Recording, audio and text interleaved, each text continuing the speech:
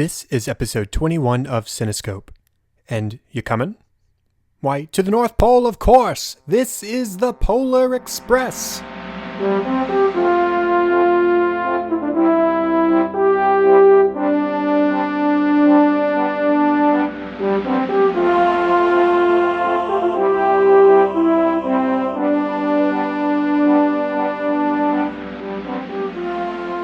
Welcome to Cinescope, where our goal is not to criticize or to assign ratings, but rather to celebrate the movies we love, exploring story, characters, music, and their relevance to the world around us.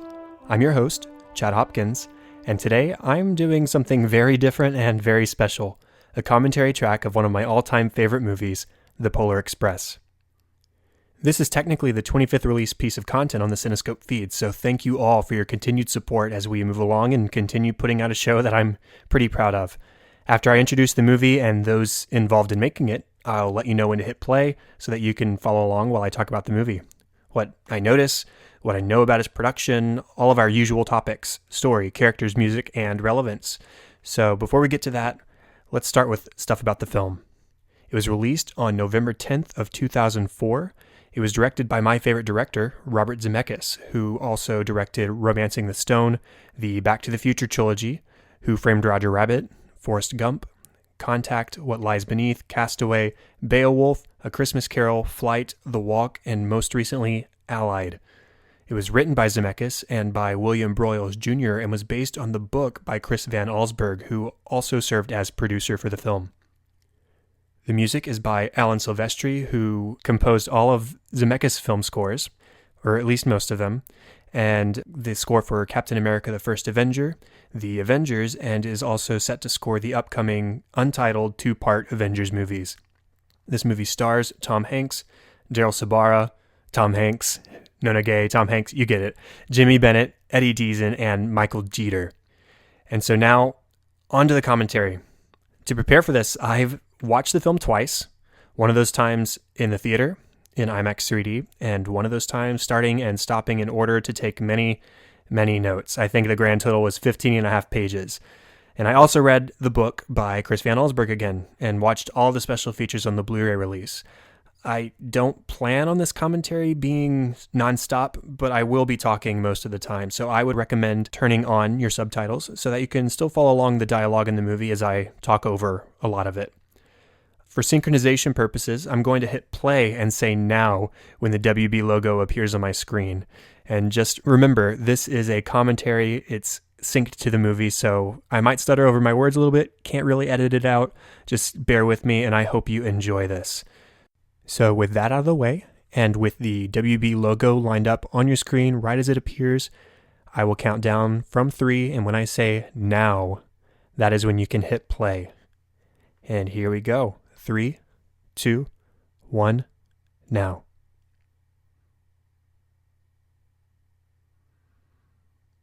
Now this opening music that we hear is the Believe theme, and it was actually composed before the song that you hear in the end credits, sung by Josh Groban. And the song was composed by composer Alan Silvestri and by Glenn Ballard.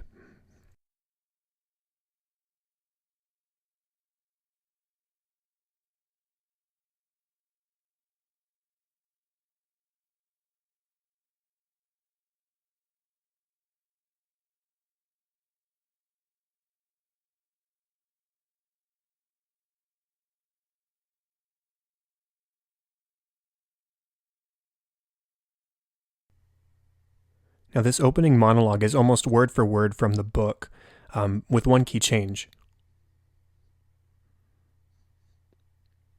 Right there, in the book, it says, "A sound a friend had told me I'd never hear," whereas here it said, "I was afraid I'd never hear."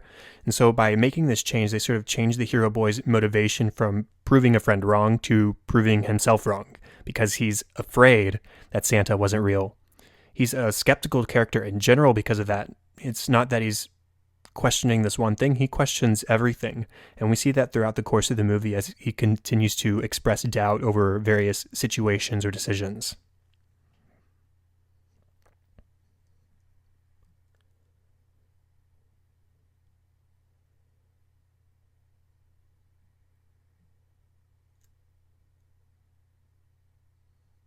Now you can see the wall decorations in the corner next to the bed, stuff like that. All that is direct from the book, and there are a lot of shots in this movie that are directly from the book and translated into the movie. So if you check the show notes, I actually took some pictures while watching tonight, holding up pictures from the book next to screenshots from the film, and I will put a link to an album where you can see those comparisons in the show notes.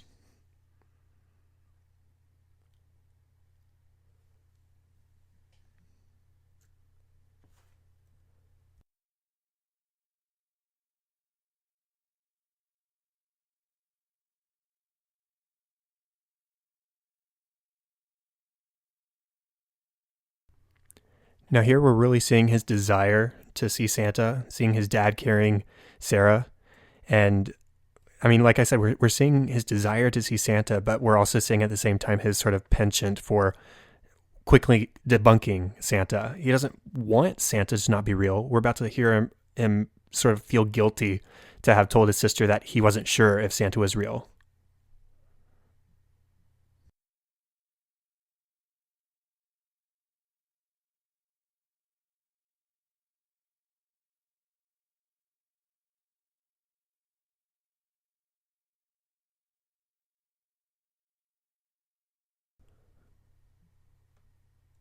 Now, the cinematography in this movie is very, very good as well. Looking through this keyhole right here is really cool. You know, watching the special features, they talk about how they were able to basically place the camera anywhere they wanted in the scene just because it's a digital environment, but they still actually had a real life camera operator operate the camera so it felt authentic.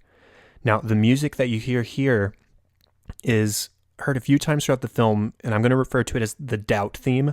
On the soundtrack, you first hear it in a track called Seeing is Believing. But most of the time we hear it in the film, it's because he's doubting something that is happening, going on. And so I will continue to point that out and refer to it as the doubt theme.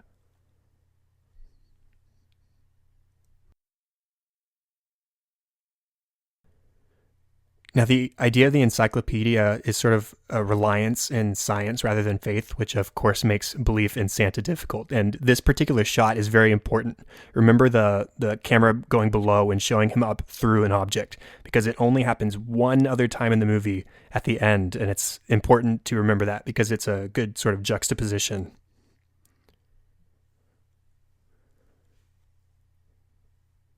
Now, just while we wait, quick factoid. Tom Hanks, of course, did a lot of motion capture and voice work for all these characters, including the hero boy, our main character here. He did the motion capture, but the voice was provided by Daryl Sabara from the Spy Kids films.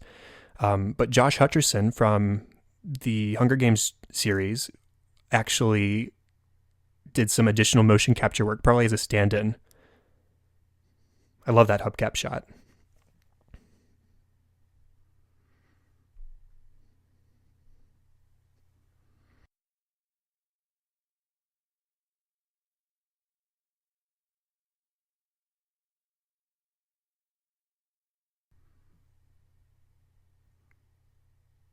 The ticking comes to prominence now, and remember that because it happens one other time at the end of the film. Zemeckis is a master of setups and payoffs, as we see, of course, in Back to the Future, and we'll see it a lot here too.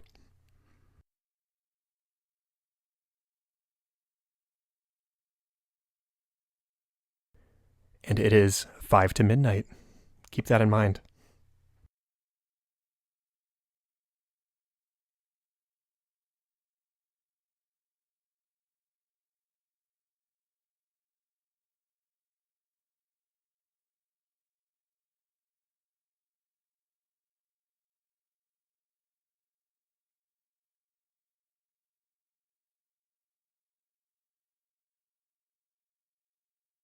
Here's another shot directly from the book, the leaning on the bed looking out the window. That's straight from the book. Now keep this in mind as he tears his pocket. That's something that you're going to want to pay attention to later.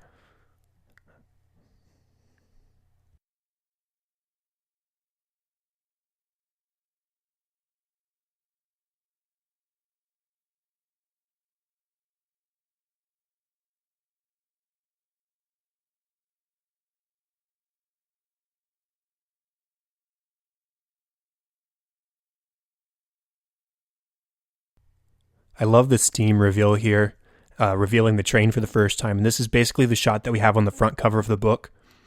And the author describes it as an apron of steam, if I remember correctly.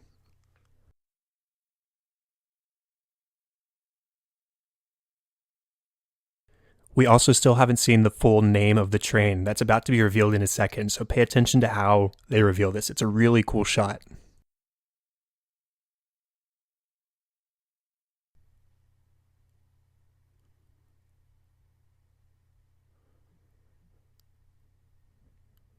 Right here.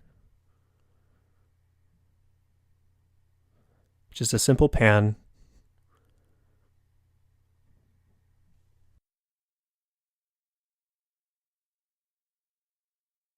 Now, this is one of my favorite lines in the whole film, as you probably already know based on my intro.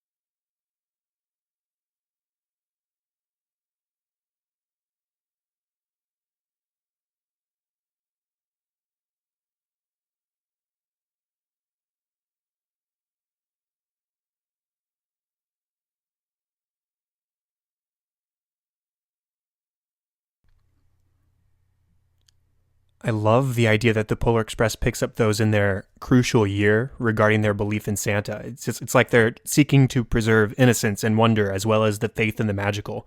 It's also worth noting here that we don't have a name for this main character. He's simply referred to as Hero Boy, even in the credits. In fact, there's only one named major character, and we'll get to him in just a little bit. But I think that the reason that these characters aren't named is because it's hard to identify as much with a named character. I mean, it's not hard, but it's just so much easier to fit in with a character who doesn't have a name and sort of picture ourselves in that role. Now, in the book, he doesn't hesitate at all. There's not that moment where he decides, maybe I won't get on. He just grabs a conductor's hand and he pulls him on board. And so I like that comes into play better later because the conductor specifically has a quote that makes that decision more meaningful. And the conductor, it appears that he assumed that the hero boy would join them. He was there waiting, ready to open the door. I think his hesitation shows the hero boy's inner struggle between wanting to be proven wrong regarding Santa's existence because he's fearing that he doesn't exist, but also fearing that he might be right about him not existing. And so that's what that hesitation was about. But in the end, he did get on.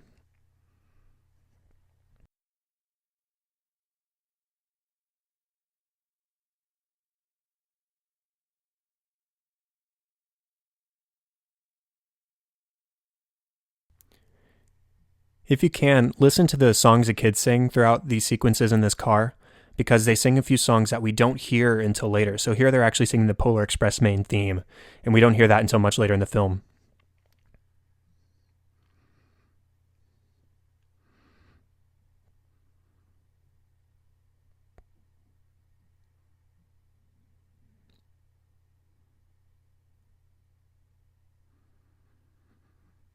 And this kid is the know-it-all kid. That's what we know him as. No name. We're just trying to identify with him and learn from his mistakes, as it turns out. He's voiced by Eddie Deason, who was known as Eugene from the Grease films, and of course Mandark in Dexter's Laboratory.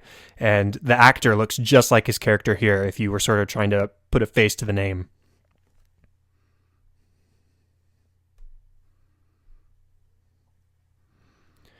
Now, everybody else is noticing things in the store like the presents or warm and coziness, and here's Hero Boy, again, seeking out an opportunity to disprove Santa Claus, quickly debunk him as quick as he can.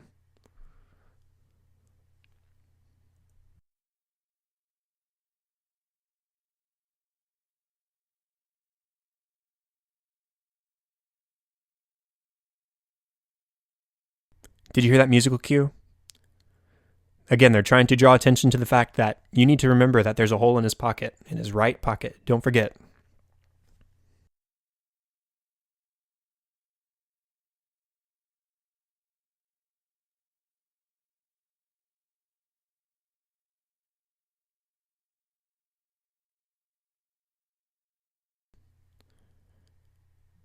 This music is again the Polar Express theme. We hear it a lot for small scenes like this. I love the mystery of the ticket punching. We don't really have an idea or of what the purpose of the letters are. We've just got a BE and Know It All Kid has LE. What does it mean? We don't know. We have no indication at this point what this means, and it just makes the payoff later so good. So good.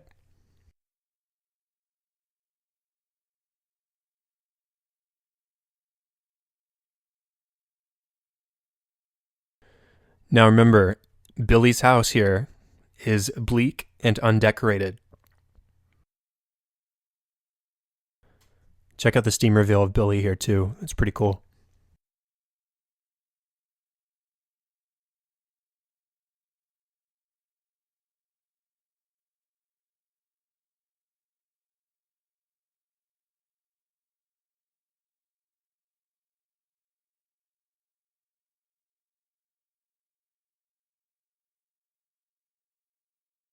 Now both Billy and Hero Boy hesitate before trying to get onto the train, but it's for different reasons for both. Hero Boy, of course, took a leap of faith despite his doubt, but Billy here changes his mind as a direct result of the friendship shown by Hero Boy waving at him here.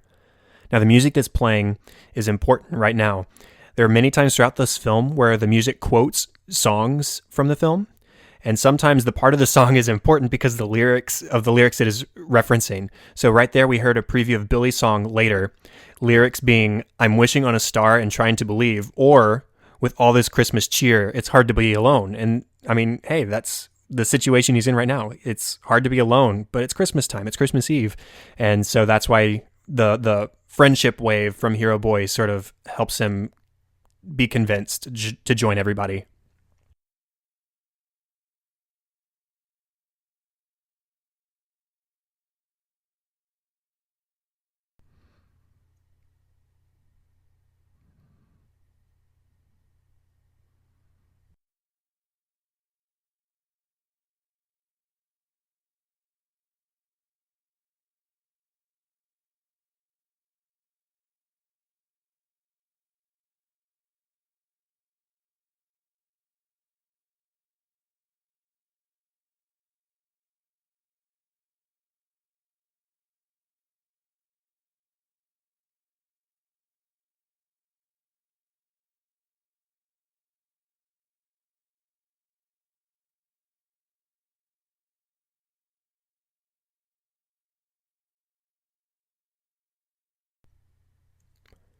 There are a lot of things in this movie that are sort of over dramatized, and I think it's just because we're in the perspective of a whole bunch of kids, and because, hey, to a kid, everything's a big deal.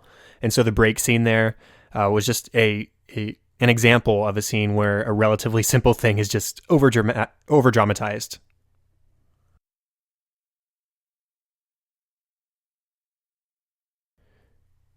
Now, this upcoming scene is really cool because it's a song and dance number. It's the first major song, it's the first song and dance number period of the film. And if you go to the Blu ray release, they actually have a before and after of the motion capture for this scene. So you can see side by side with the final product, the actors in their motion capture suits acting everything out, including the dancers. So definitely check that out if you can get your hands on the Blu ray.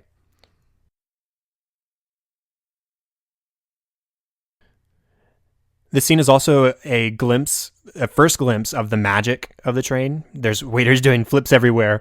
They're forming tables out of nowhere. They're about to be squirting hot chocolate across the room and directly into their mugs. No spilling anything.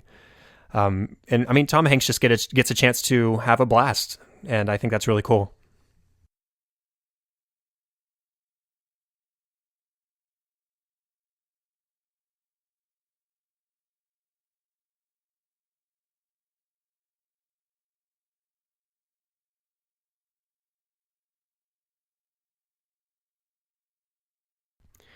This scene is much simpler in the book. In the book, it's just the chefs come in or whoever they are, and they pour the hot chocolate and they leave. We get one picture from this scene. There's certainly not a whole bunch of waiters doing a tap dancing routine. So I think that's a fun sort of expansion that the film does.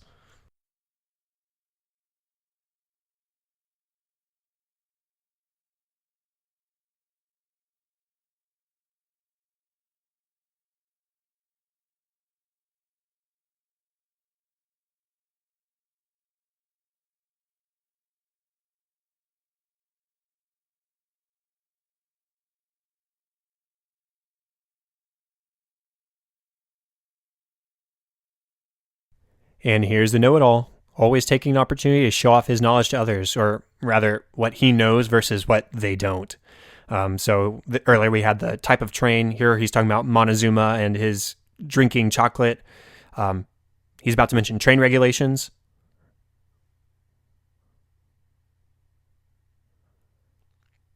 And then later, whether it's possible to have tracks on ice.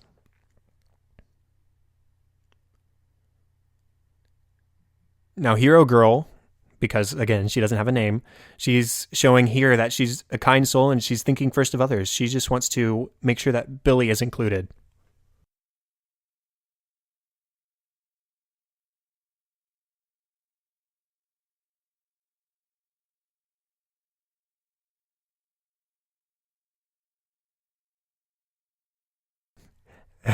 Here's another example of the over drama, because apparently it's the end of the world that she does not have her ticket right this second.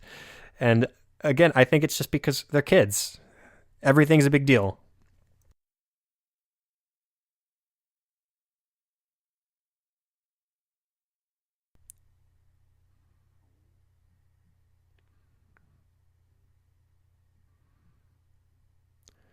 And so here is an example of where his doubt sort of actually punishes him. He was doubting his ability to be able to cross the cars. He was scared of what might happen if he made the attempt. And as a result, he lost control of the ticket. And now we're about to witness the most improbable journey of a piece of paper of all time.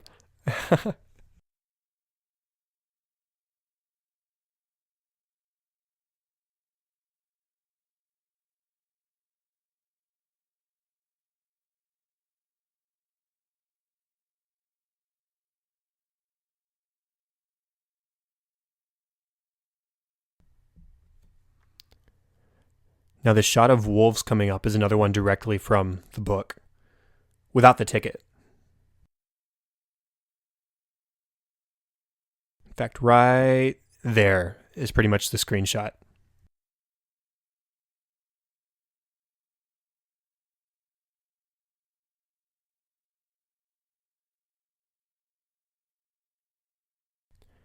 This scene reminds me a lot of a similar scene from Disney's 2000 film Dinosaur.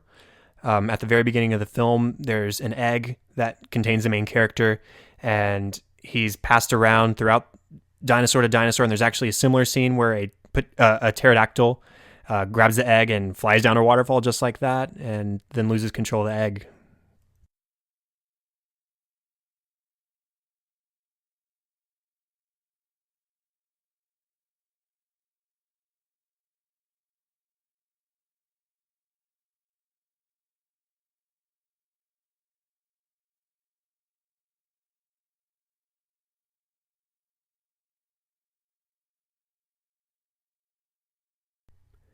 Here's the first glimpse of our hobo character.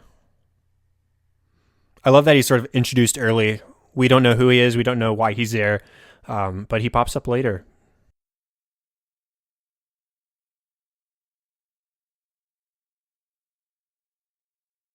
See, now the kids are singing a song called Spirit of the Season, which we hear a lot of later.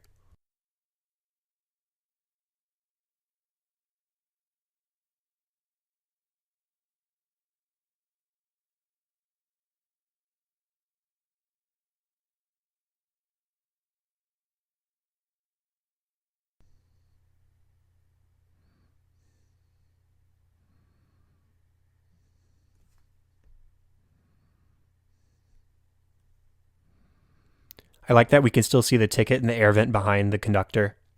It sort of adds tension for us. It's almost like in a scene in a horror film where we, as the audience, see stuff in the background that the characters in the film aren't aware of. Except this time it's us, and we know that the ticket's back there. It's within reach, but nobody's noticing it yet. So the tension for us is whether or not he's going to find it in time.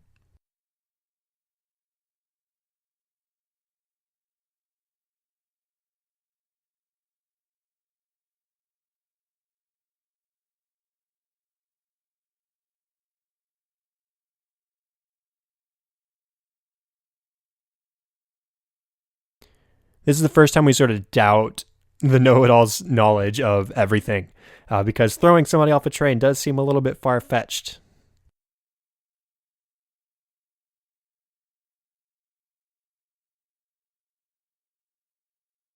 See, and this time he's so much more confident. He just jumps right across, no punishment. He did it. He made it.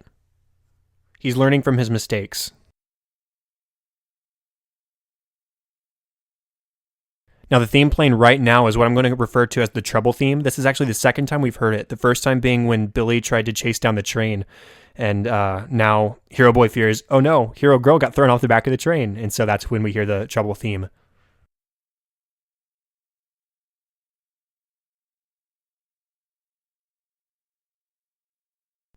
That theme actually reminds me a lot of stuff in Silvestri's Captain America, the first Avengers score.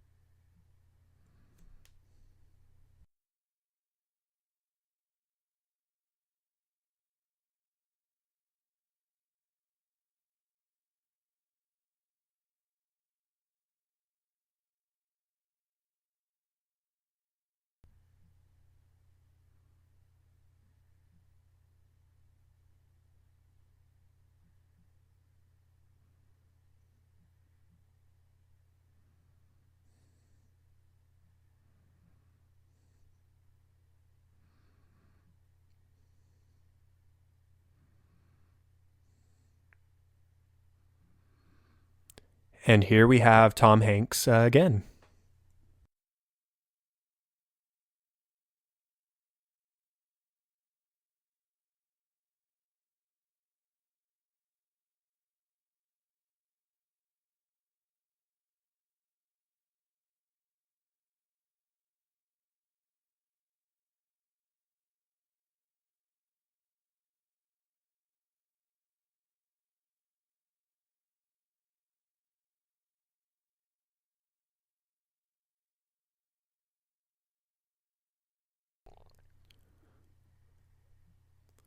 What I like about the hobo is he's almost like a Dickens Christmas ghost from A Christmas Carol. As we're about to see, he expresses Hero Boy's doubt, almost like a fear of being wrong, and iterates that seeing is believing.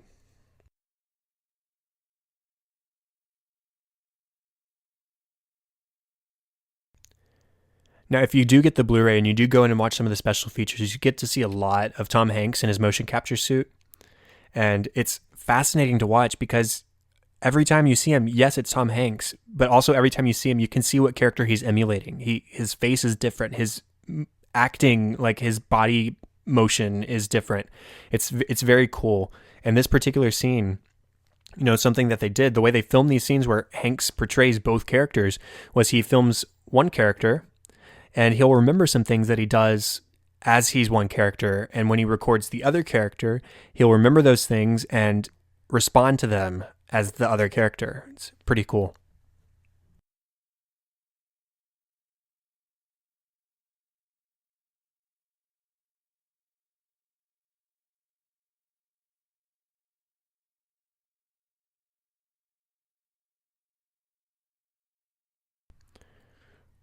Most of this particular scene is actually in the same special feature I mentioned earlier with the hot chocolate scene. And you get to see the side-by-side comparison of the before and after motion capture and final product.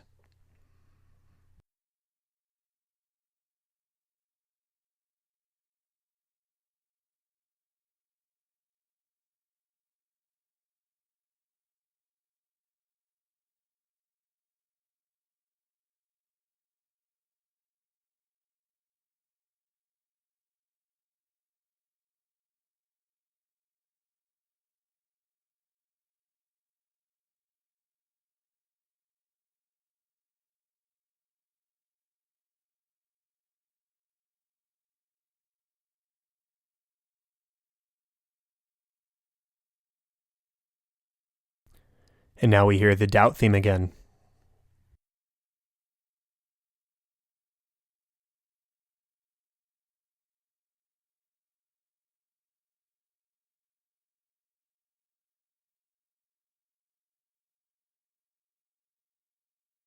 See, he's expressing the Hero Boy's doubt. He's sort of affirming his doubt.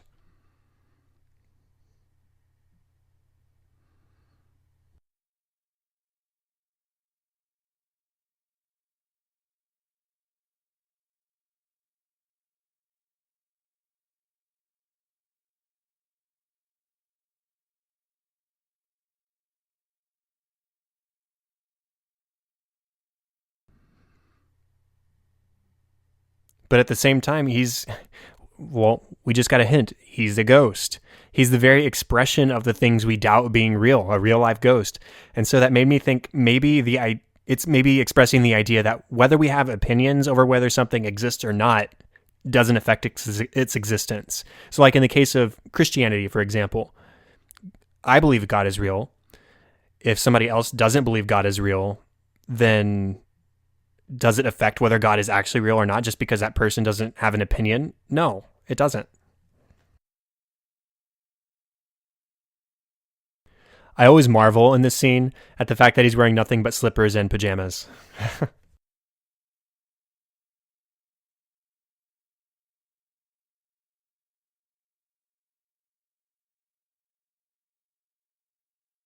So he's already contrasting the idea that Hero Boy might be dreaming.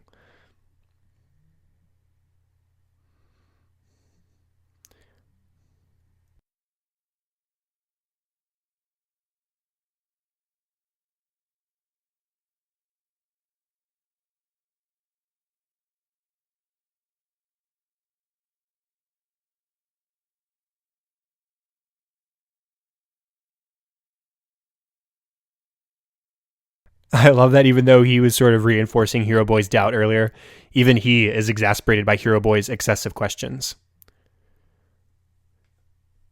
Now, this flat top tunnel is the first of very strange train construction design choices.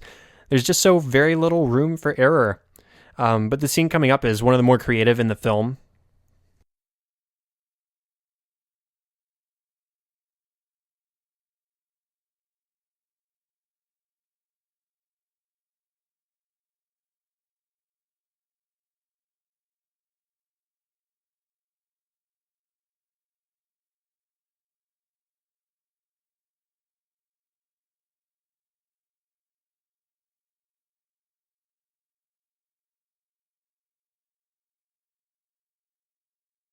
See, the skiing down a train scene is just really cool. Like, who cares how improbable it might be? I don't know.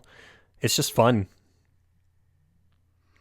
And we're hearing another high energy version of the Polar Express theme. It's basically the same one we heard earlier as he was first climbing onto the top of the train.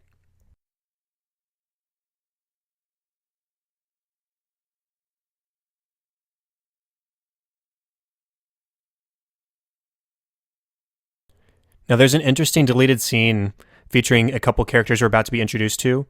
And in that scene, they mentioned that this hobo ghost actually died on top of the train as they approached Flat Top Tunnel. Now, that's a classic Scrooge McDuck scenario because that would not be possible in real life. You cannot just jump into a bed of coals and magically fall through and roll to the bottom.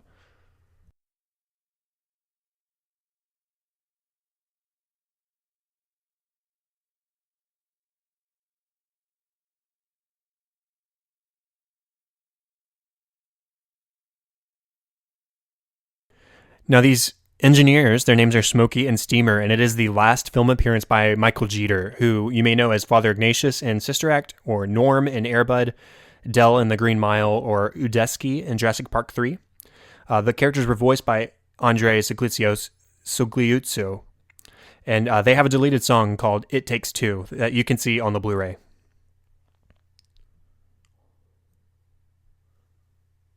Now, that's a pretty direct reference to a scene from Back to the Future Part 3, which was directed by Robert Zemeckis, when Doc Brown does a very similar theme, very similar thing in pulling the the train whistle and actually says pretty much the same line.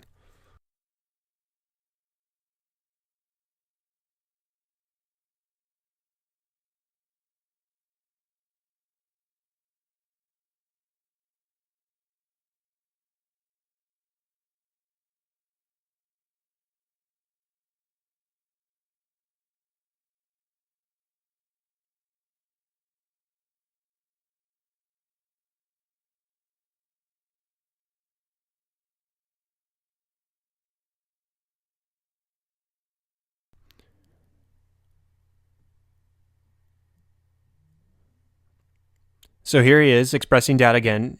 I don't think he's necessarily expressing doubt over what she was told, but rather he just has more trust in his sort of preconceived notions of what a break looks like. Because to his point, what he's grasping right now does look like a break.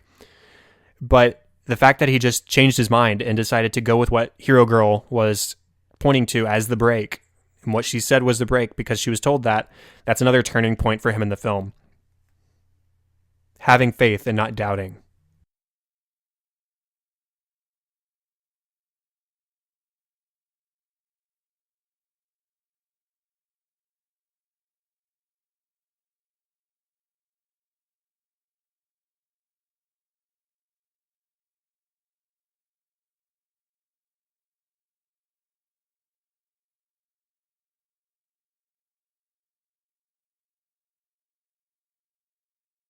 A 100,000 to a million is quite a jump. That's a 900,000.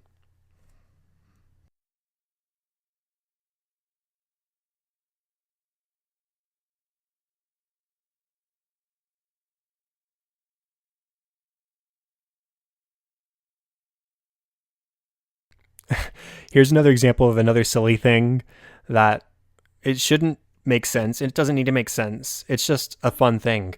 And you saw the conductor's reaction to how the caribou responded just there. And here in a minute, you're going to see his sort of incredulity that what he's doing is working.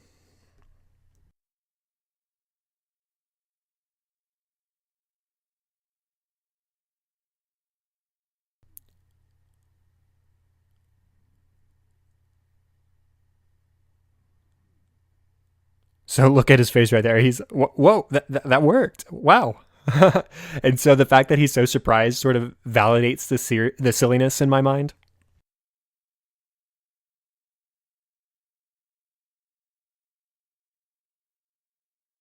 Now, I'll warn you ahead of time, there is a Back to the Future reference coming up here in just a minute. I'll do my best to help you find it because it's very, very quick and you have to have a sharp eye.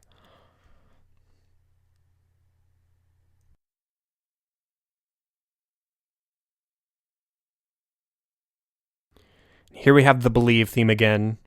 Man, it's just such a great theme, and they tend to play it as sort of like a success theme, I suppose. Now, right here, the pin is about to fall out. It's going to fall onto the bearded engineer's head, and right at that moment, look to his right, because you're going to see a flux capacitor.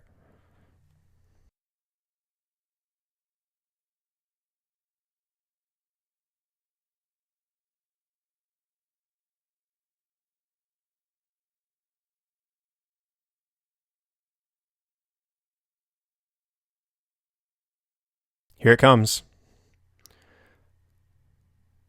It's about to be on his hat. To the right there. Did you see it? I hope you found it.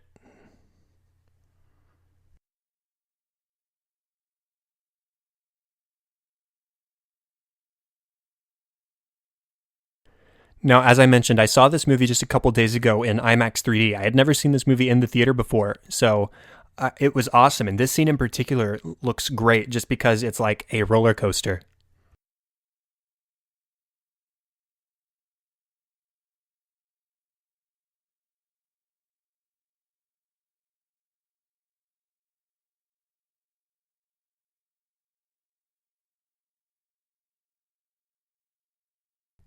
Now, this is another thing that doesn't make much design choice.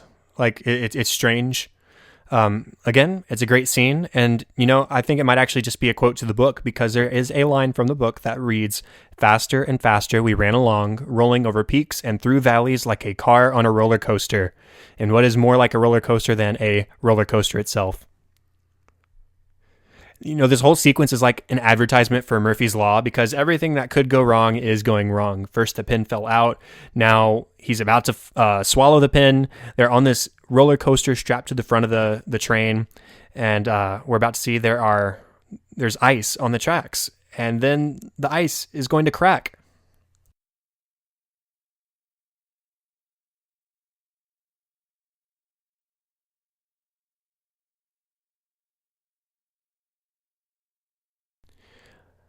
The ice on the tracks gave me an idea.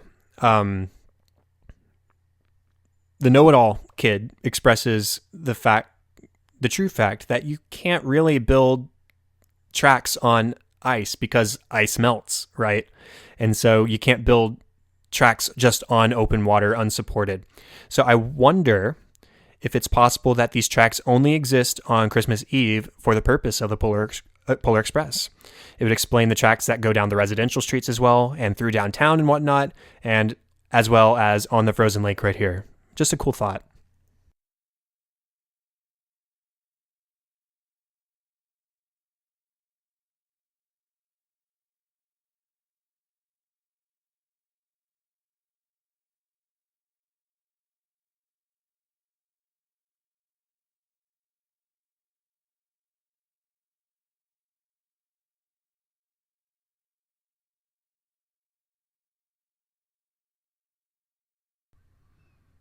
What in the name of Mike?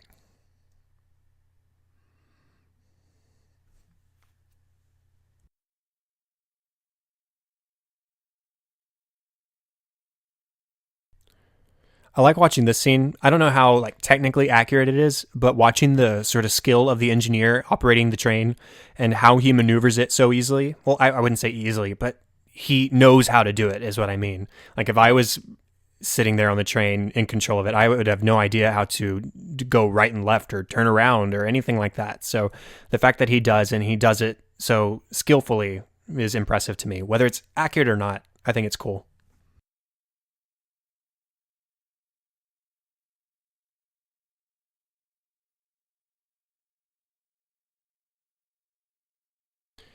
And here we get another energetic Polar Express theme, but this is slightly different than the last couple of times we heard it because this is more about the energy and less about the doom and gloom.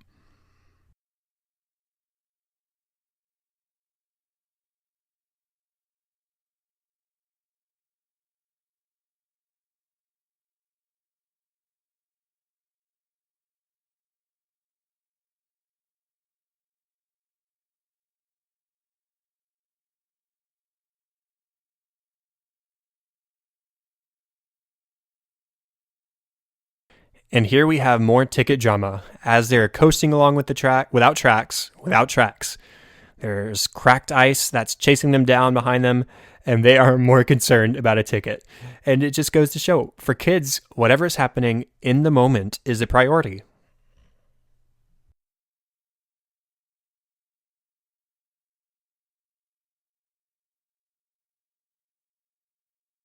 Now, here coming up is one of my favorite musical moments of the film, so I'll just stop and let you enjoy it.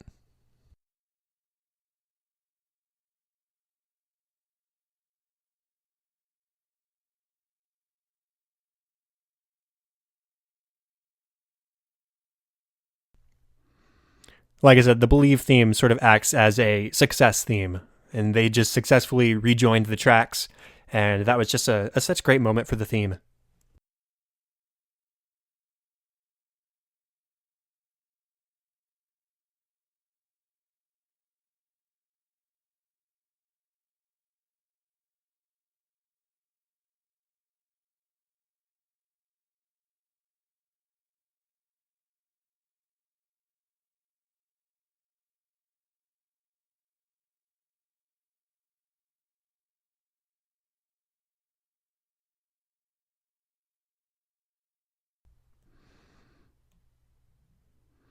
Beautiful cinematography. The winding around the mountain, not necessary, very cool.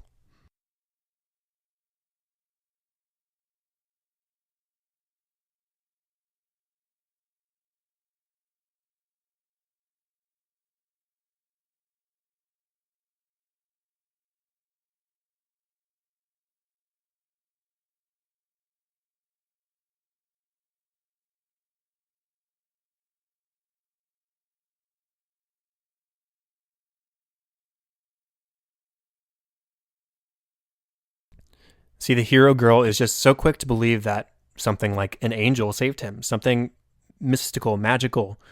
And hero boy is only now considering the existence of some kind of ghost.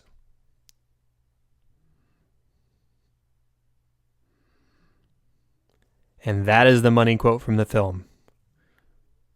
Sometimes seeing is believing, and sometimes the most real things in the world are the things we can't see. You know, as a Christian specifically, that line means a lot to me.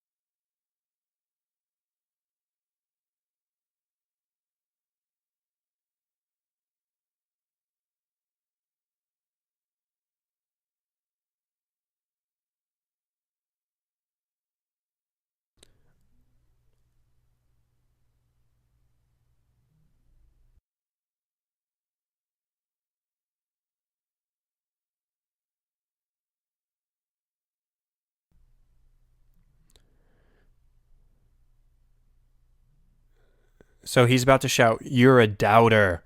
And these words literally come back to haunt the hero boy later. And we've sort of got another Dickens connection. The Christmas ghost is controlling a puppet of the character the ghosts visit.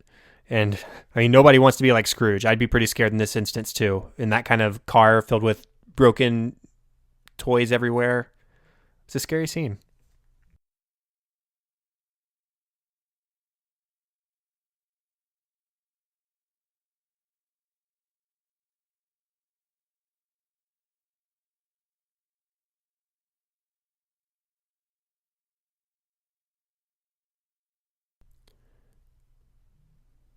We again have reason to doubt know-it-all kid's knowledge. He says, "You missed it," as if Hero Boy had somehow left the train. Surely he'd considered that. Now this song is heartbreaking. I'll let you listen to a little bit of it before I say any more.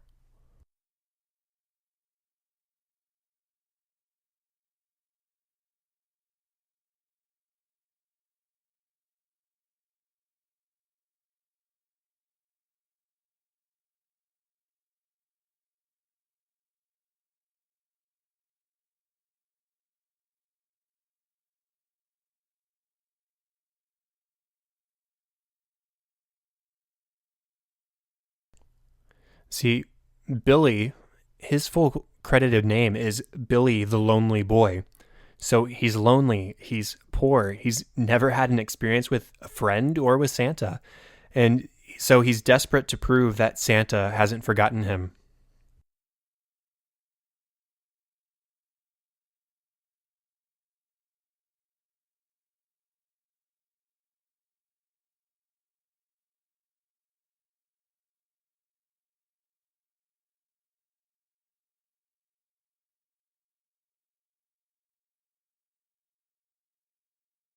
See, that's such a sad contrast with the hero girl's experience with Christmas and wonderful experience with Christmas compared to Billy's complete lack of that experience.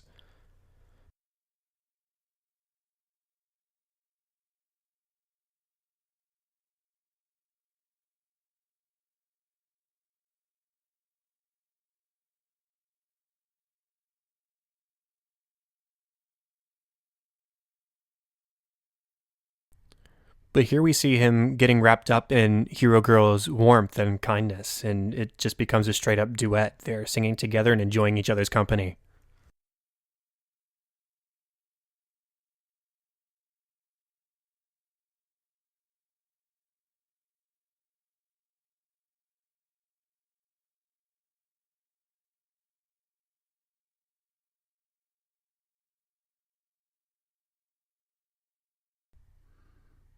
I like that glance, and they just look at each other and sort of nod. It's like solidarity. Like, we're going through the same thing. We've had some of the same experience. Now, the Northern Lights are really cool because they sort of serve as a transition between the real world, quote unquote, and the sort of magical world of the North Pole, because Northern Lights are scientific, but there's still some mystery to them. I mean, I'm not a scientist, but as far as I know, we don't know exactly, like 100%, what causes the Northern Lights.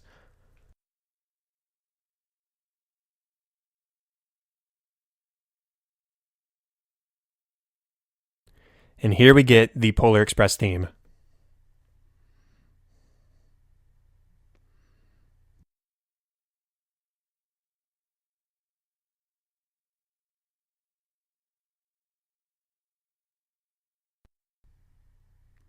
Here's a shot exactly from the book right here, looking through the culvert. I don't think that's the right word, but you know what I mean.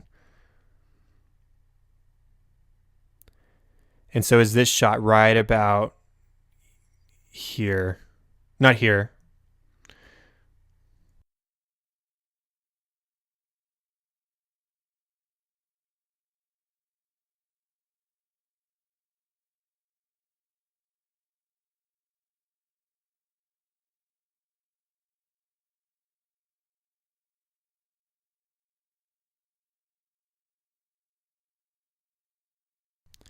I love that he gets emotional here. It's like it's showing that he loves his job, and he also still believes in Santa and the North Pole. You're never too old for Christmas, and especially for faith in something like this.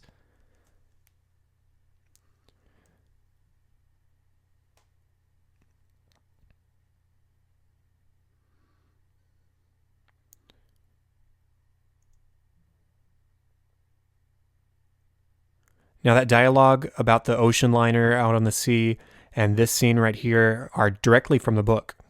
Very cool. As is that kid. It does say in the book that a kid stood up and shouted, "Look, the elves!" So that's pretty cool. Now, the design for the North Pole, Chris Van Allsburg actually said, was based on sort of the textile mills that you see up in the New England area. He remembered those from his childhood.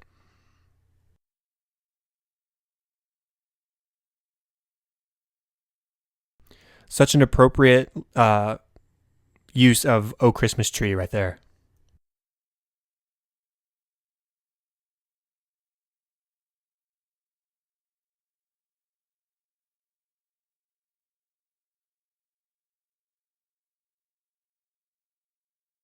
No reason given for that very strange uh, lining up system. And there they point out, again, it's still 5 minutes to midnight. It's been that for quite a while now. And Hero Girl is still worried about Billy. She's still caring for others before herself.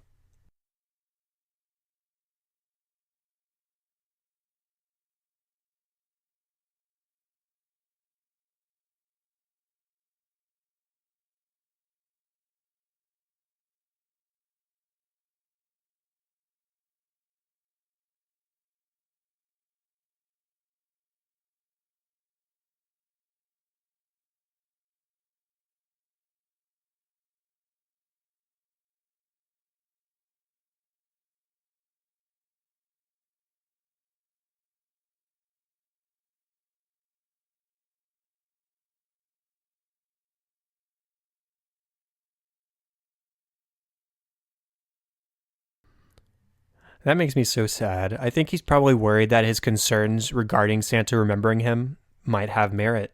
Just like Hero Boy had concerns that he might be proven correct on the basis that Santa is not real.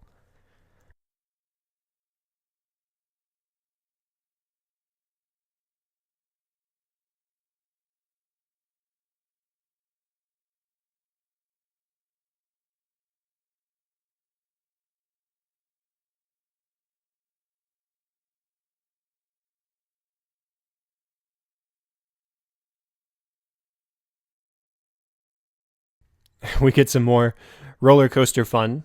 That's good.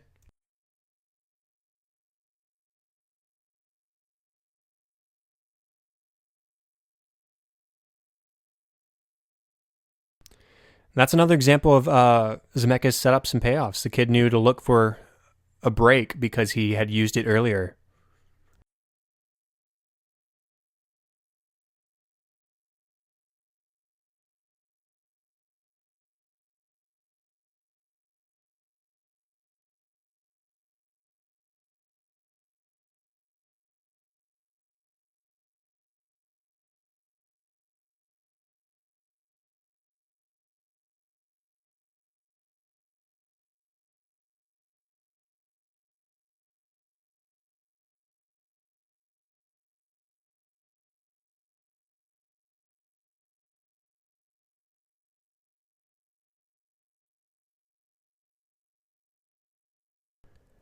I don't know if train sort of hub stations like this exist, but this one's pretty cool. I like like you sort of bring the car in, you spin it to the destination you want, and then I don't know, it's just really cool that it spins like that and has several different destinations.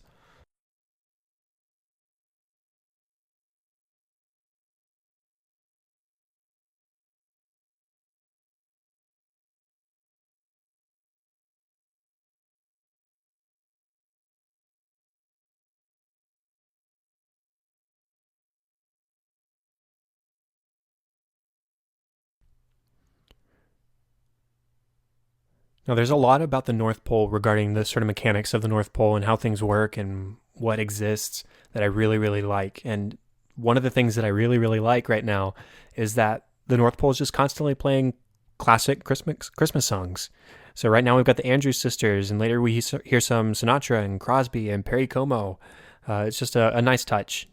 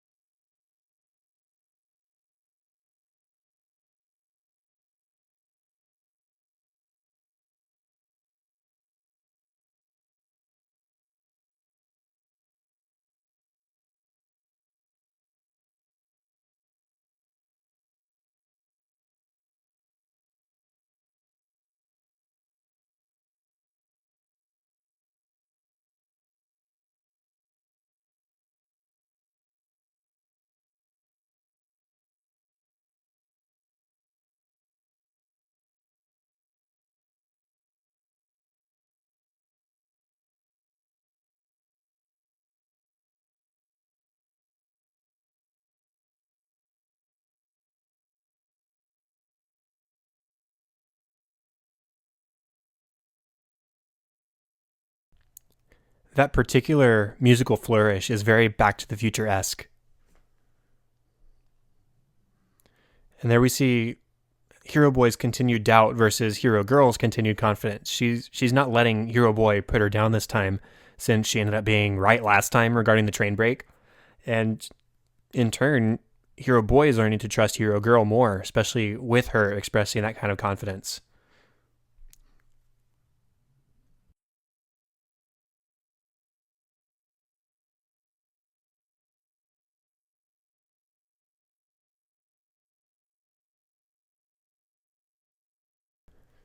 Now, I'm not absolutely positive, but I think that this head elf that we hear with the sort of Yiddish accent is voiced by Charles Fleischer, who voiced Roger Rabbit in Who Framed Roger Rabbit, directed by Zemeckis. And he also made a couple of appearances in Back to the Future Part 2.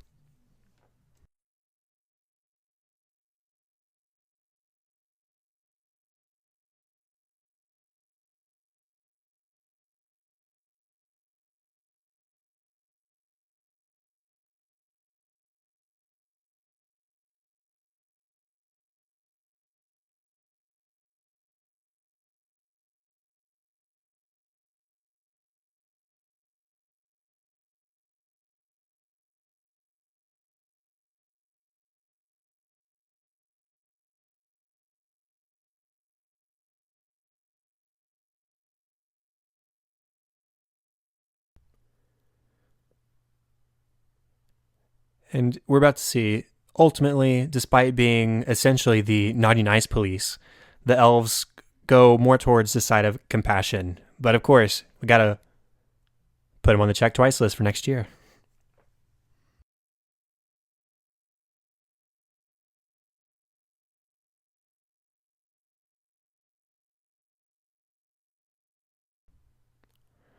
Now, this pneumatic device is pretty cool too. Just another North Pole mechanic that I really enjoy.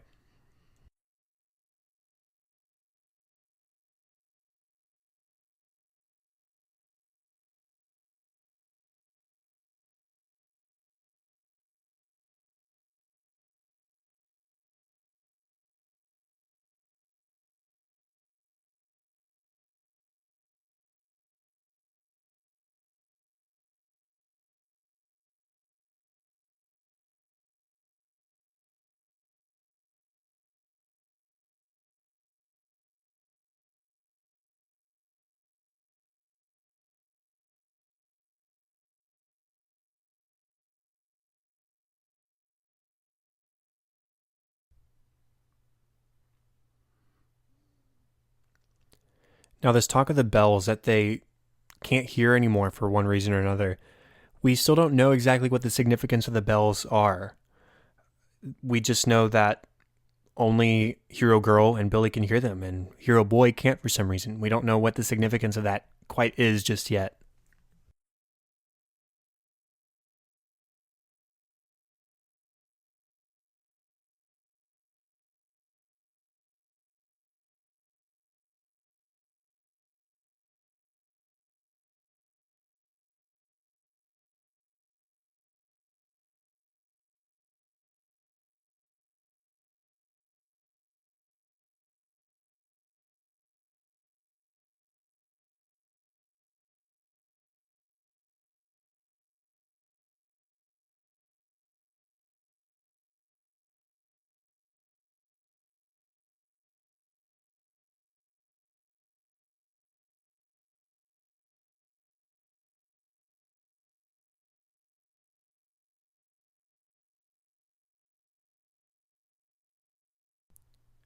Now, this right here is funny at first. I mean, hey, he just dove headfirst into a who knows where it leads shoot after a present. But it's also a sort of sad reminder his life has not been that great. And that might be, just might be, his very first gift. And here's another example of frivolous design that doesn't really make a lot of sense, but hey, it makes a great film sequence and it's a lot of fun.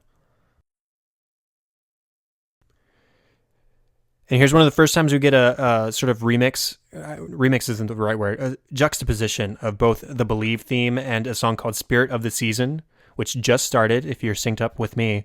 Um, and this is one of my favorite moments where those two are put together. We heard as I mentioned earlier, we heard a sneak preview of Spirit of the Season on the train earlier, sung by the kids.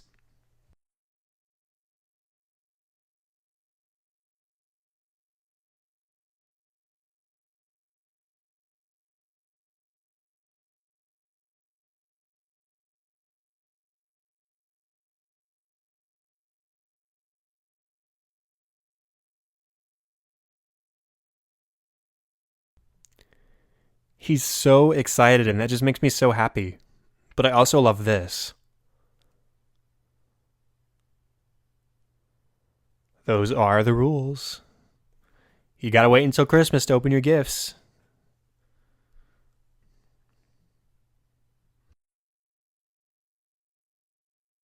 This whole method of bag transport and the size of the bag and the way it's the bag itself is just really, really cool. The fact that it's this literal mountain of gifts.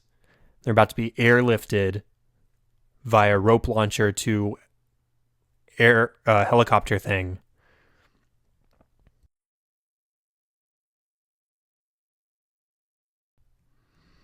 I mean, it's genius. The North Pole itself is just amazing. Everything in it is so cool.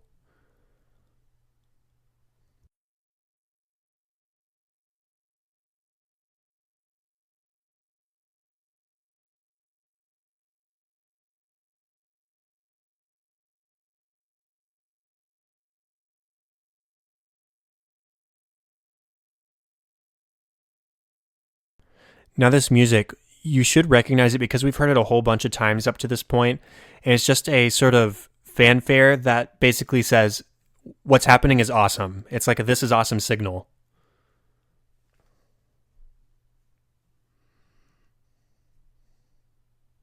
So here we have Believe playing. It's about to go back into Spirit of the Season. Right there.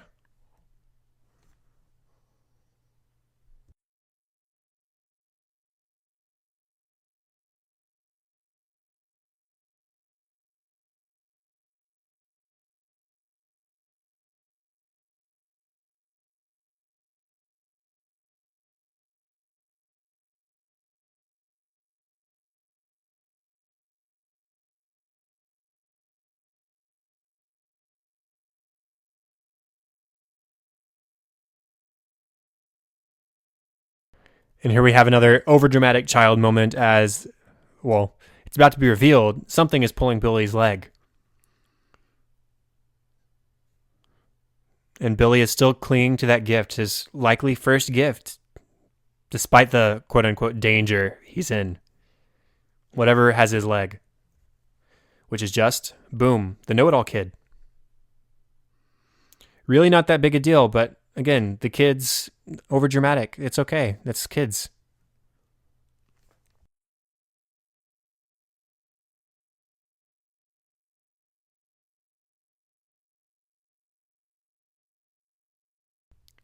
And we get "Oh Christmas Tree" again.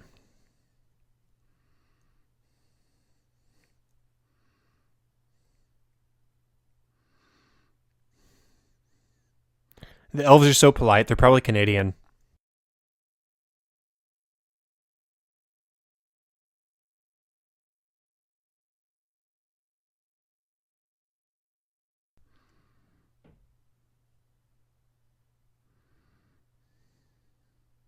Still 5 to midnight.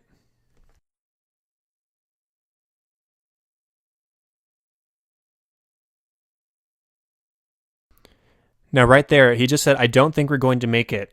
And if you're listening, there's the doubt theme again. This time it's quicker. It's a more energetic tempo. It's the only time we hear it like this. It's always slower, except for right here.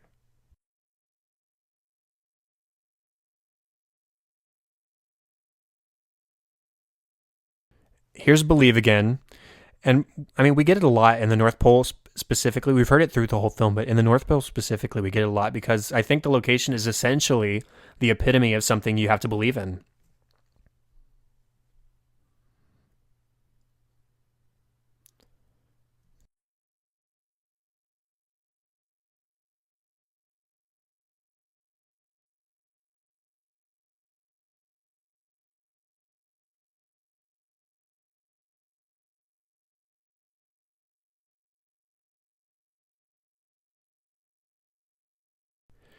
Now, Roger Ebert is my favorite film critic of all time.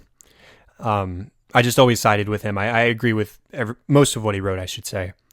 And in his review for this movie, which he gave 4 out of 4 stars, he mentions about the Santa's operation of it all and how it's basically Claus Incorporated. Here, it's a business.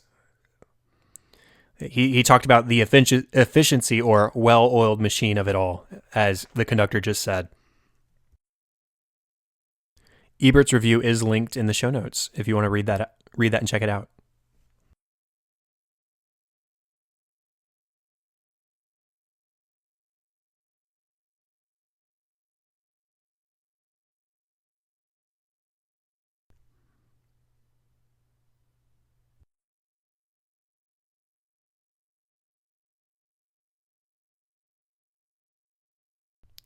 That's the first quick glance we get at what is in the conductor's stopwatch, pocket watch, but we're going to get a better glimpse here in a little bit. I'll talk about it more then.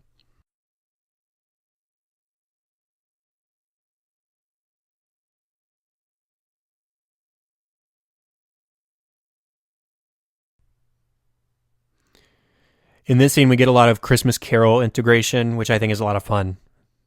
So we just had Jingle Bells. There we've got Jolly Old St. Nicholas. And there's Deck the Halls. But only those characters get Christmas carols. Billy we're going to get a little bit more of his song from earlier.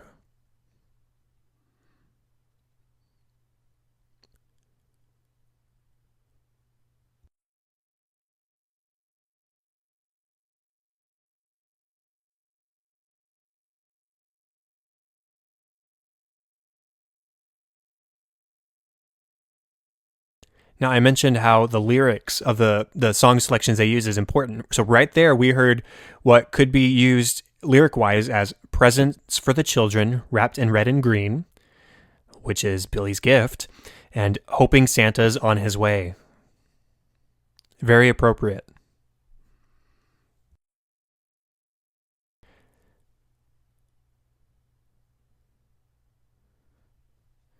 So here's our first iteration of the actual words for Spirit of the Season. And they said the words, you can hear it if you listen.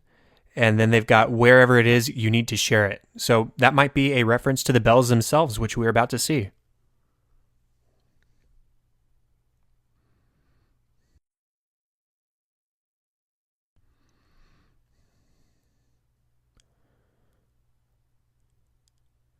Now, this scene makes me so sad watching his face turn right there because everybody else, everybody else is so excited because everybody can hear the bells, but Hero Boy can't. He sees everybody reacting to it, but he can't hear anything. What are they reacting to?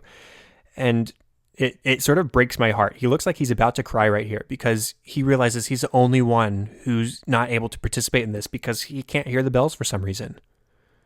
And so we're starting to get an idea of why he might not be able to hear the bells.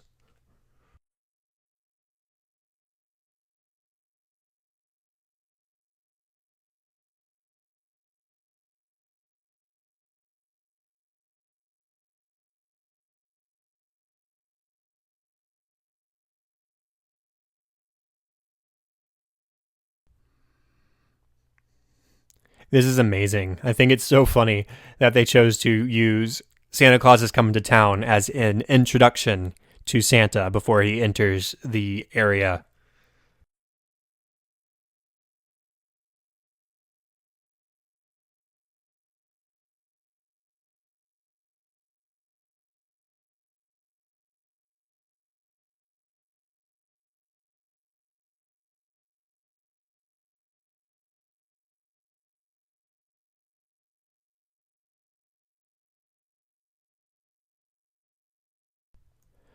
Now, right here, because of the way the elves are standing on each other's shoulders and blocking the view, none of the kids can truly see Santa at the moment. But Hero Boy is the only one who truly needs to see him, to fully see him in order to believe. He's desperate for it. Right now, he's crying. It's so sad. He's so desperate, and my heart breaks for him. I already said that, but wow, he's so hurt that he can't see Santa right now because it's so important to him. I'm sure that seeing is believing is echoing through his head. Now, to contrast with that, I do love that Santa's basically a celebrity here. Even to the elves who live in the same place as him, he's a celebrity to them.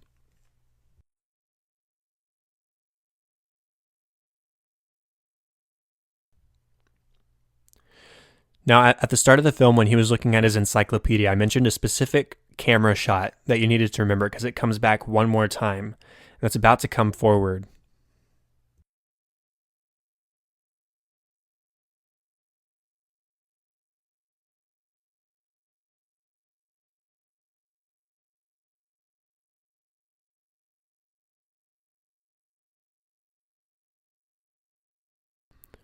Right here, as he reaches down for the bell, the camera goes to below the ground. We're looking up through the ice.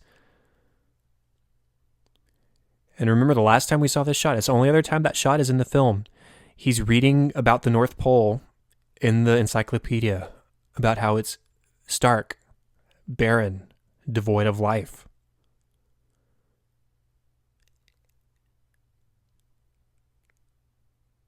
And I was quiet just then because hopefully you heard the hobo's words earlier, Scrooge's words earlier. You can hear doubter echo in his head as he shakes the bell. So that camera shot sort of emphasized how crucial this moment is.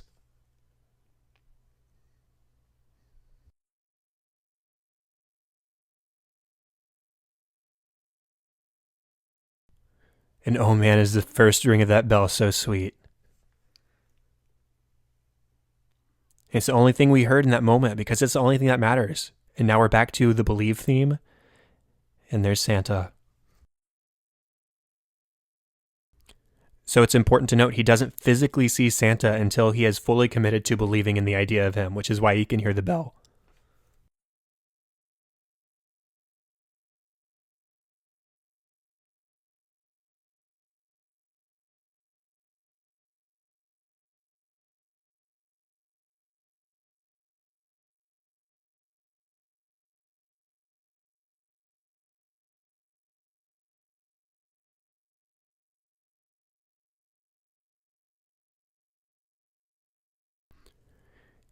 Here we get sort of a Wizard of Oz moment. I think I mentioned earlier that I haven't mentioned it yet. Well, I'll get to that in a minute. But this is the first of a Wizard of Oz moment.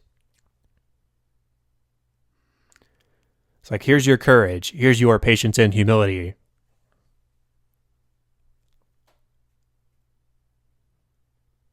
Here's your confidence and spirit.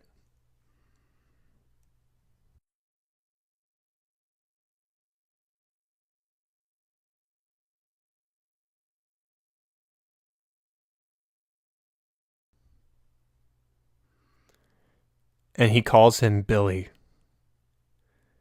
See, Billy's the only named character because Santa knowing his name is what's important to his character. I don't think he ever doubted whether Santa was real. He doubted whether Santa cared about him. And Santa knowing his name and calling him by name proves that he does.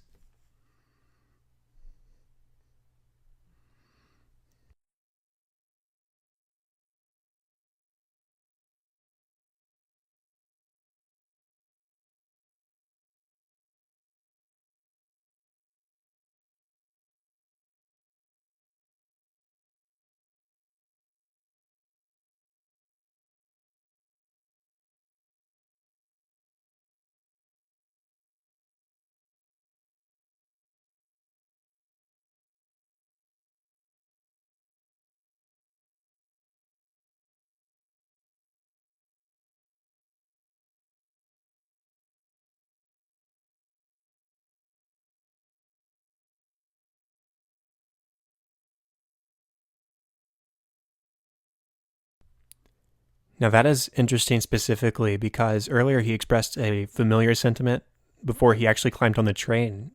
The conductor said, "All aboard." And he said, or he sort of pointed at himself like, me? But here it was more about incredulity and wonder than doubt. Now here in the film, he had to think about the gift choice, whereas in the book, it's almost as if he sort of knows ahead of time what he wants, because remember, he's trying to prove his friend wrong in the book. But here, he realizes the significance of being able to hear the bell. And that right there is another shot directly from the book. Him holding up the bell, his arm around Hero Boy. It's exactly from the book. It's a great shot.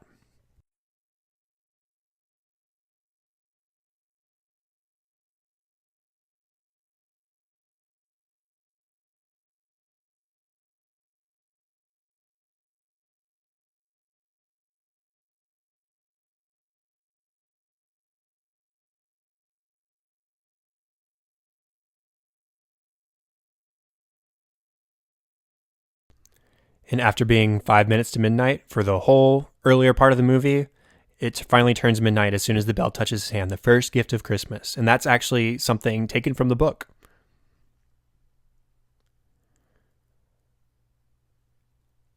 Don't forget about that right pocket. And there he gets to hear the sleigh bells for the first time, and he just smiles. And there's a glimpse of the stopwatch. See, in the book, it says that the conductor carries around a stopwatch, but we don't ever see what's on it or get any hint towards that. So it's really a fun idea that it's just three things. You're either late, you're on time, or you're early. And you're varying degrees of those three things.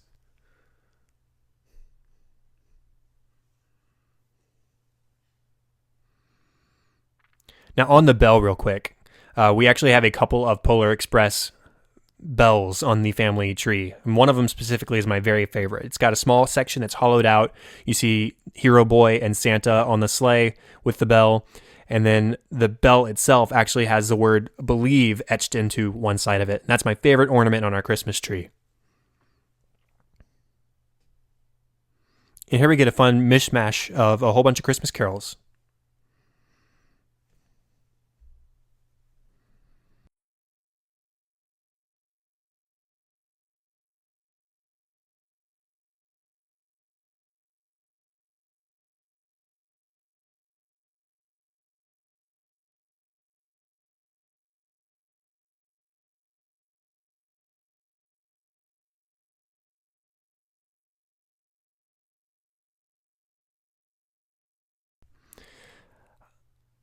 I really like that shot right there because it shows that the conductor is watching the children's reactions to Santa rather than watching Santa himself. He's seen Santa before. He's enjoying watching the looks of astonishment and wonder that the kids are going through right now.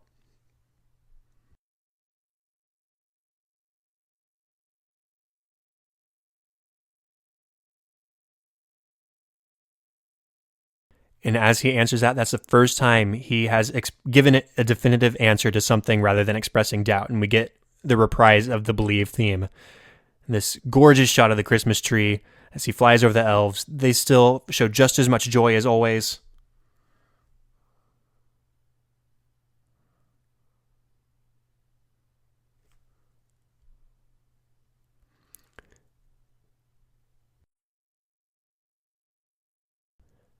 Now, that trail of sparks, I believe, is a direct reference to Back to the Future as well, because, of course, every time the time machine, the DeLorean time machine, time travels, it leaves behind a trail of flames. And here we got a trail of sparks.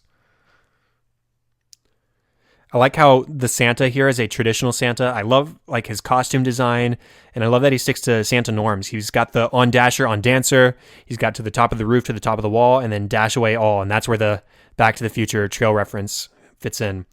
Now, that is, of course, Steven Tyler singing Rockin' on Top of the World. In the special features, they actually referred to Steven Tyler as having elf-like features.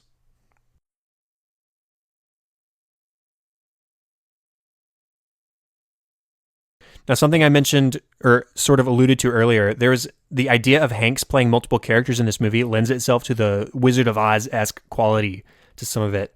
Even though it's not really a dream, it's dreamlike. And you know, when Wizard of Oz, at the end of the film, it's revealed that all the characters she met in Oz were just sort of imitations of people she knew in real life. And so that's sort of the same thing here.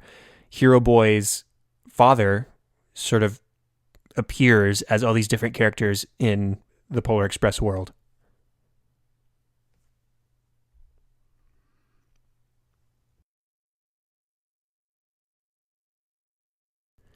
And here we have another sort of Wizard of Oz moment. The wizard is handing out his gifts. The fact that Know It All Kids ticket says learn sort of implies that knowledge is more than just the facts that he's been spewing all movie.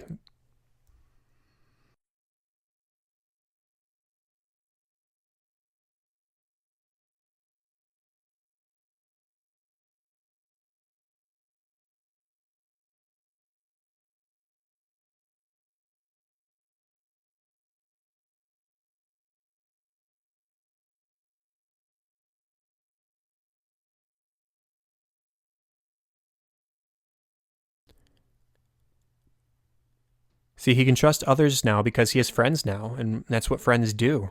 The lyrics that we just heard playing from his song, there's either putting up the Christmas tree with friends who come around, it's so much fun when Christmas comes to town, or when all the dreams of children, once lost, will all be found. That's all I want when Christmas comes to town.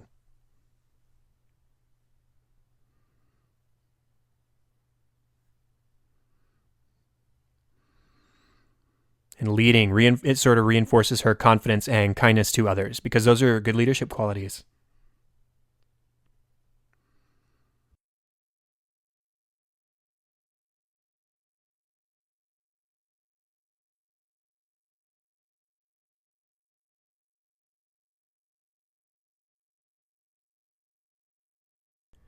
It's so perfect that he punches the ticket behind his back. He says, "Nothing I need to know." And then we hear that Believe theme again. It's just perfect. And that's the ultimate takeaway from the movie for me. Believe.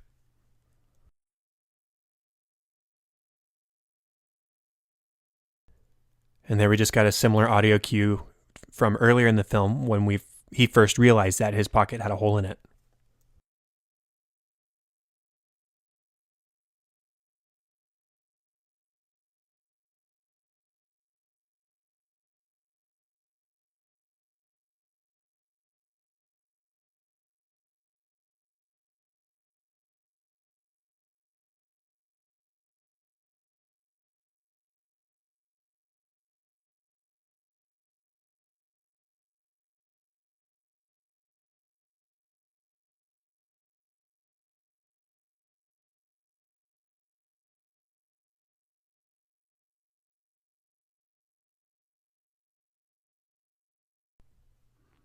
Here's the doubt theme again as they're pulling out. And it's not so much that he's doubting, I don't think. I don't think he all of a sudden doubts this whole experience just because the bell's missing. But the bell is essentially the believe bell. And so no believe bell, it's doubt. And that's why we get the theme here.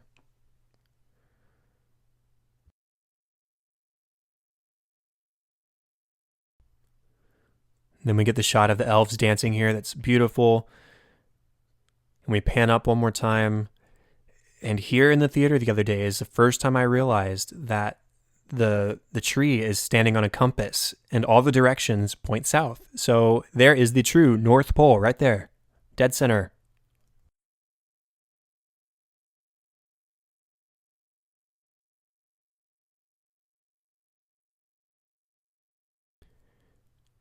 And here we get a sort of quiet, peaceful iteration of the Polar Express theme.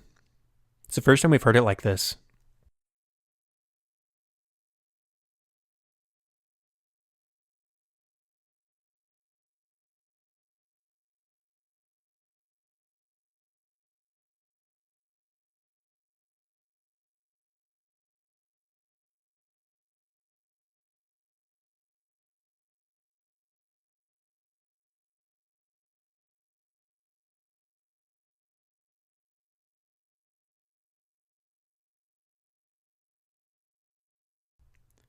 Remember his house from earlier? Well, it's very different from now. Well, we just heard an iteration of Deck the Halls in the music. And there's a wreath on his door now. There's a tree peeking through the window. And those definitely weren't there earlier. That's sort of the Twin Pine / Lone Pine Mall of this movie.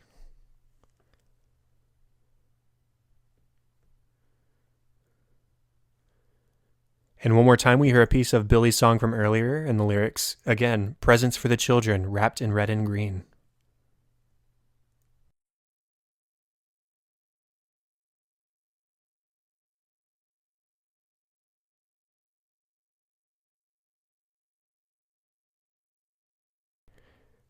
I think the way he lingers on this, that is amazing. Right there is maybe a reference, maybe he's feeling more hope in the fact that this is all real because he's seeing, hey, Santa's already been there. Maybe there is some truth to all of this night.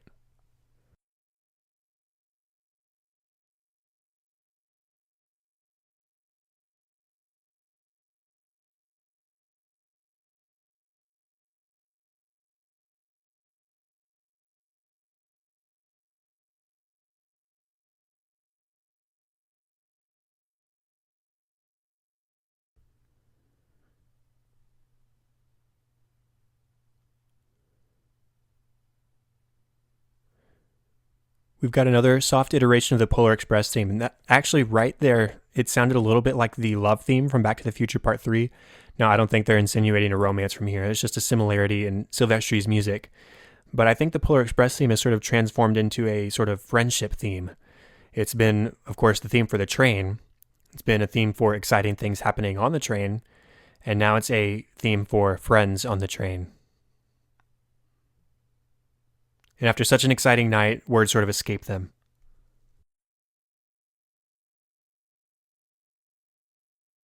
I love that thank you because it feels so full of weight and meaning and pure gratitude.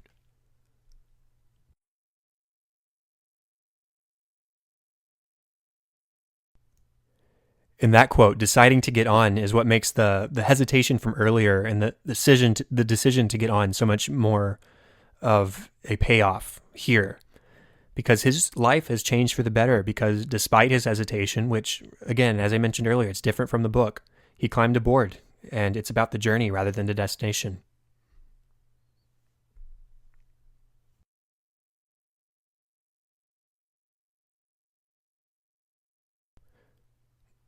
Now, that image we saw just a minute ago of from inside the living room peeking out, that was another picture directly from the book. We get one last wave from the hobo.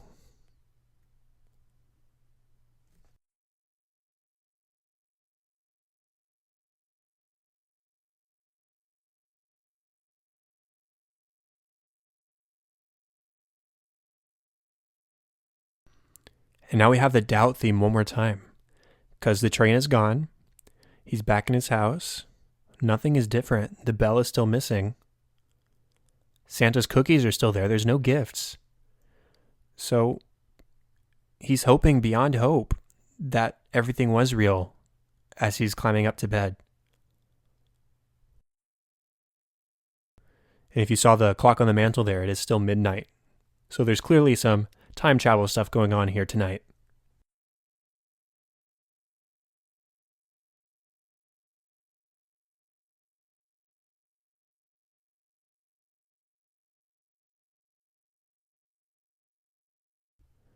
There was that ticking noise just a minute ago again. As I mentioned at the start of the film, we heard the ticking at the very beginning as he was laying in bed, waiting for Santa to show up. And then we just heard it again.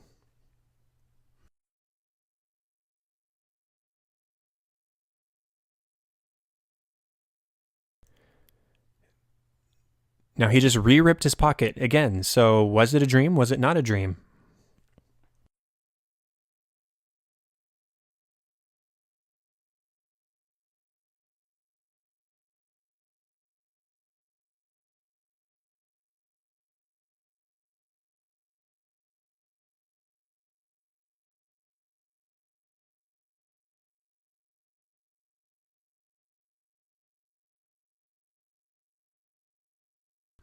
There's a shot from the book.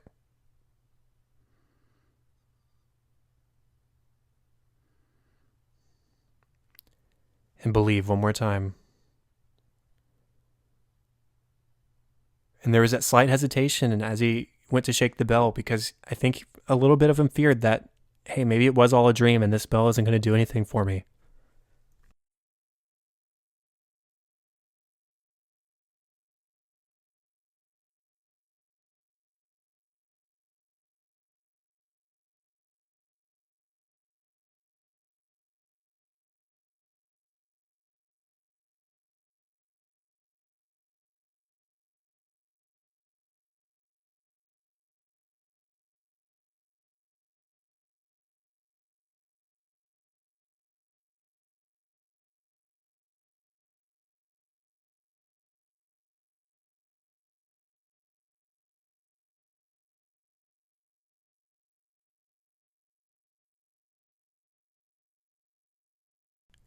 Now, this closing monologue is taken literally word for word directly from the book.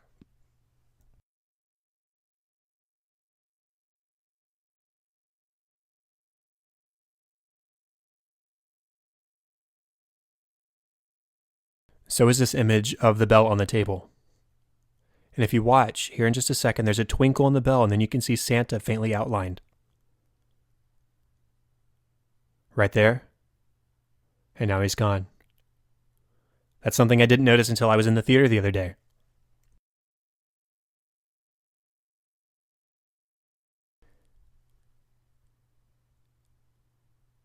And that is all for this commentary. I don't want to talk for too long over the credits so that you can sit back and listen.